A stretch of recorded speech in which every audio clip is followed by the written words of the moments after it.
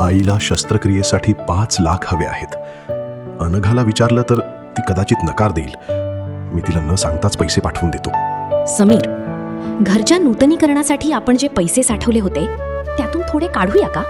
मला आज कॉन्ट्रॅक्टरला द्यायचे आहेत. अनघा, ते पैसे आता बँक खात्यात नाहीत. मी ते गुंतवले आहेत दुसऱ्या ठिकाणी. गुंतवले?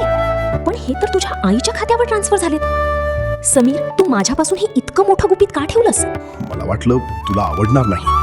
आईची तब्येत बिघडली होती म्हणून मी घाईत हा निर्णय घेतला. प्रश्न पैशांचा नाहीये समीर, विश्वासाचा आहे. आपण जोडीदार आहोत. मग असा लपवाछपवीचा व्यवहार का?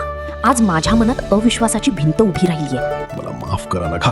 मला आता समजलंय की लपवून केलेली मदत नात्यात दुरावा आणते. यापुढे आपले सर्व निर्णय एकत्रच होतील. ठीक आहे, पण लक्षात ठेव, संसारात पारदर्शकता असेल तरच लक्ष्मी आणि सुख दोन्ही नांदतात. संसारात लक्ष्मी तेव्हाच टिकते जेव्हा निर्णय एकत्रित आणि पारदर्शक असतात. विश्वास हा पैशापेक्षा मोठा आहे.